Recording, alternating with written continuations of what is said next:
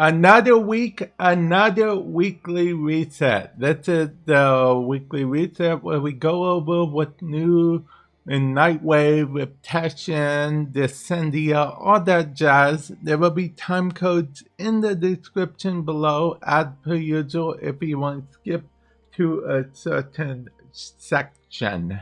As per usual, let's begin with Nightwave, shall we? We have open 30 lockers. I had to double check for this because or rather do a double take because I believe that I believe opening 30 lockers was only like a daily.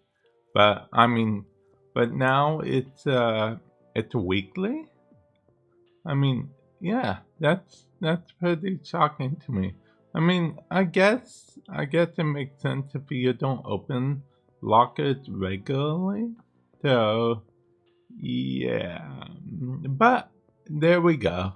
Then we have complete 3 mobile defense missions. Technically, you can just open lockers while you're doing the mission, and what have you.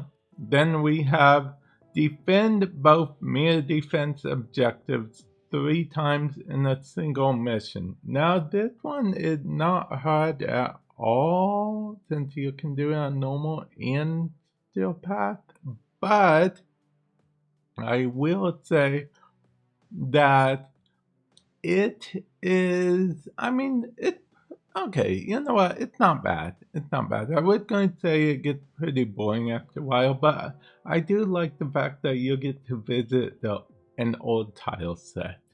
Okay. Some of you guys, if you're newer to Warframe, might not know, but you get to visit a very old tile set, like one of the early tile sets in Warframe.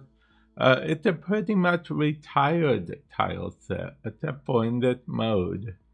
So yeah, it's kind of fun to revisit. I'll say that it's kind of fun to revisit, like go down memory lane. So yeah, then we have collect 20 different types of resources. You should just get this while playing the game. There's so many different types of resources in this day and age.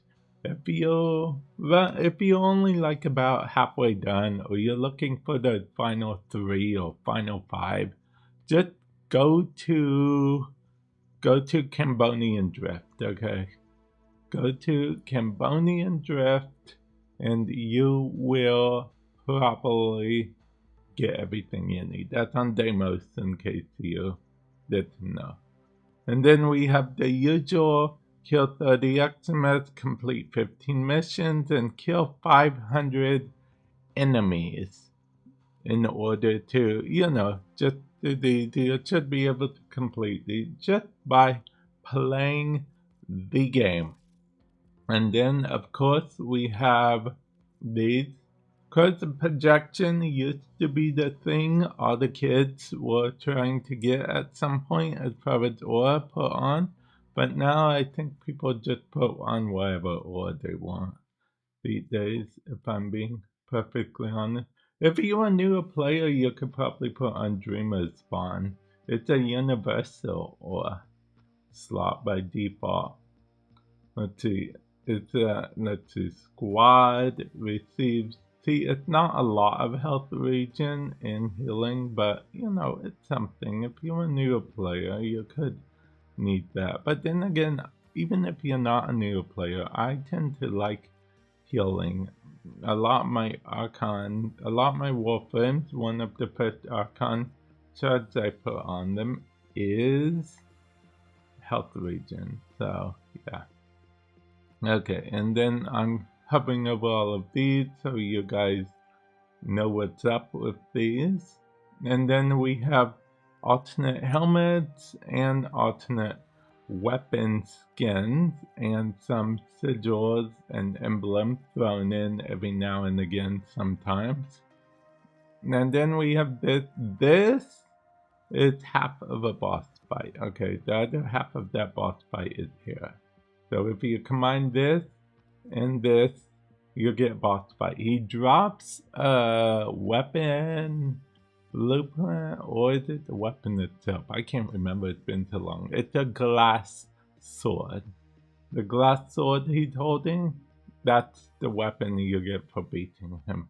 It's a very annoying boss fight. He's during the era when Warframe first started trying doing something different. We don't have another boss like him exactly because the feedback wasn't that great, including me.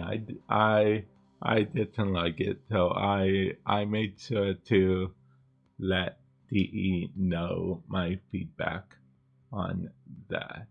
But yeah, there we go with that. And these are fully built Archon catalyst and Archon reactors that you can get if you want. You won't get a blueprint, you'll just get them fully built. Now let's see what our good buddy, good pal Teshin has to offer, shall we? Teshin has a Zal Ribbon mod. Really, Teshin? You can do better. You can do better. Okay, so yeah, this is what Teshin has to offer for the week.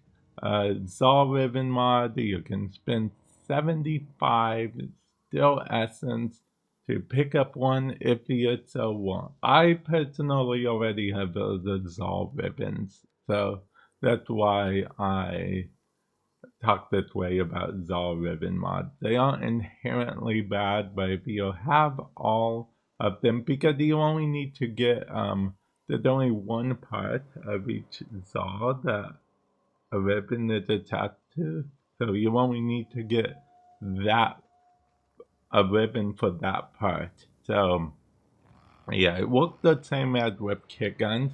That's why a lot of ribbons I have for kick guns work on primary kick guns and secondary kick guns. Fun fact. Yeah, huh? The circuit. I might actually have to get in the habit of doing the circuit more often. I'll tell you guys why in a moment. But next is what I'm choosing. You'll probably best bet to choose Ash, since he's annoying to get, and the feature revolves around Ash and Gruda, so you know what, yeah. But at the end of the day, get whatever you guys want, okay? And then if we move to the steel path, if you have all the Incarnon adapters like I do, I recommend getting this Incarnon adapter. Okay, it's brilliant on the Prisma scanner. You can come over here and select stuff. The reason I mentioned I should probably get in the habit of doing it again, because what's happening is during the next big update in Warframe in June, yes, in June, not May, June, we are getting 5 more Incarnon adapters. So yeah, I'm probably going to be doing a lot of these. Unfortunately, the way Incarnon adapters work, it would take me at least 3 sets of 7 weeks in order to wait 3 sets of 7 weeks, I said, right? So that means it would take me about half a year to get all the new, because the way the rotations work, you can only get 2 per week, and they rotate out, and yeah, so it's very annoying. Okay, it's very annoying. I don't want to talk about it anymore. Archon Hunt. This week, it's the Azure Archon shard that you get for completing all 3 parts of the Archon Hunt. This is the percentage it will be Talford, which may be different for you. Talford is just a rarer version of the Archon shard, and of course a little more powerful as well. But you do at the very least get the base Archon shard if you complete all 3 parts of the Archon Hunt, which this week are Extermination, Defense, and Showdown. Showdown is when you fight off against the Archon to see who is better, as it will. Think of it as an assassination mission, if you will. Descendia. I'm hovering over all the rewards for you guys, but Descendia is Warframe's game mode. It's the Climb the Tower-esque type game modes. You know, there are some games dedicated to Climb the Tower, and Warframe had a game mode for Climb the Tower, but instead you're descending to the bottom part of the tower. But don't worry, every 7 rather floors, there is a checkpoint for you, so you don't have to do it all in one go. There are 21 floors for you to descend. But wait, there's more. There's a Still Path version, which has its own reward track. Kick on ribbon. So if you don't have enough Still Essence to go through Teshin, you can do that. This as an alternative. Yeah. Okay, 3-day mod drop-chain booster. Interesting. I always thought this should be an Orkan reactor, not just a blueprint, because this is still path mode. Descendia. You're descending to the bottom of the tower. The treasure should be amazing because you have to fight the devil himself at the end of. Okay. And of course, while we're at the Sanctum, we visit Bud 3.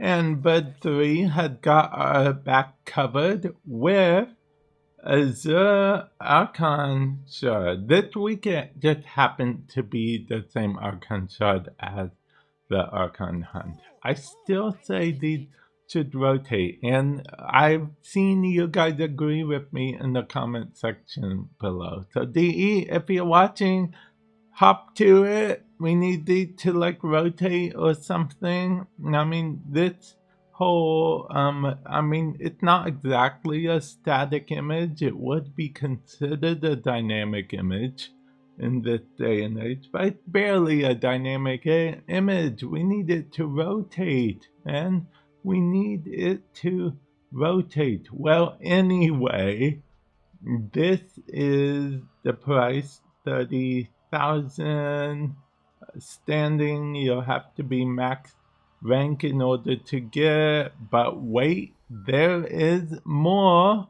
While you're at the Sanctum, you can also go to Necroloid, which will give you all of these parameters. These are individual per person parameters, but these are not per se.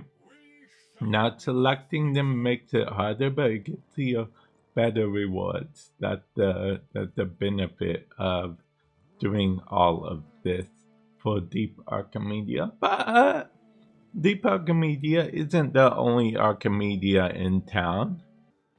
Or maybe it is, because for this, we're going out of the universe over to the universe where it's 1999, all day, every day, talking to Kaya, and Kaya will introduce us to the wonderful world of Temporal Archimedea, which has the same exact setup, individual parameters, you know, better rewards and stuff, but there are stickers that you can use. So yeah, and of course they are 1999 missions, so yeah, definitely keep that in mind. I'm sure it goes without saying, but I believe you'll have to have completed the Warframe 1999 quest, or at least part 1 of the quest, maybe part 2 of the quest, definitely part 1 of the quest in order to, yeah, you know, if you haven't completed the quest at all, I don't want to spoil it too much for you guys, but I mean, there's a cat there for a reason, and there's That's the only hint I'm gonna give you if you haven't got to the second part of the quest yet. And remember, you gotta gain everyone's trust. There's another tidbit. Okay, that's not a spoiler. That's a tidbit. You gotta gain their trust before you take over. You know what? Nope. I made that joke too many times on stream. Okay, well, with that said, I will catch you guys in the future. Later.